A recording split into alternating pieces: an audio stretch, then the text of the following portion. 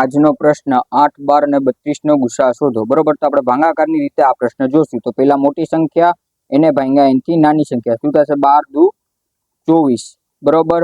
32 માંથી 24 જાય તો કેટલા વધશે? 8 વધશે।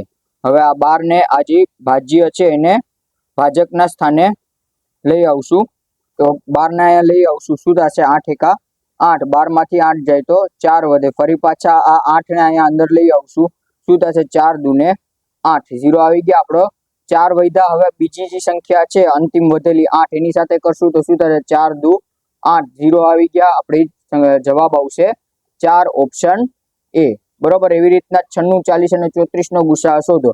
બરોબર, તો શું થશે?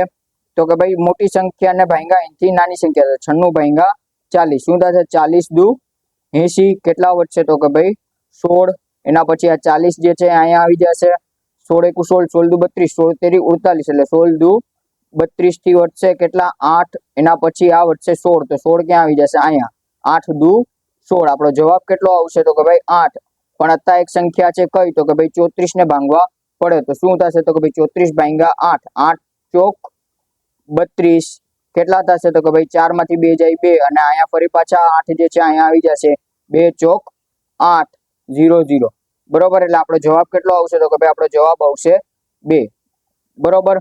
હવે બીજી એક વસ્તુ કે અહીંયા તમે જોઈ જ શકો છો, આ 34 છે, તમે 34 ના અવયવ કરશો તો કેટલા થશે? 1, 34, 2 અને 17, આ જ થશે। હવે 17 કેવી છે? અવિભાજ્ય સંખ્યા છે। જ્યારે કોઈ પણ બે રકમ સાથે એક અવિભાજ્ય સંખ્યા તમને દેખાઈ જાય ત્યારે એનો ગુસા કેટલો આવશે? હંમેશા માટે 2 જ આવશે, ધ્યાને રાખવાનું છે। ને આ પ્રશ્નનો જવાબ તમારે કમેન્ટ કરવાનો છે। આવા જ પ્રશ્નો માટે સબસ્ક્રાઇબ કરો યુટ્યુબ ચેનલ, અને વિડીયો ગમ્યો હોય તો લાઈક અને શેર કરવાનું ભૂલતા નહીં। Thank you.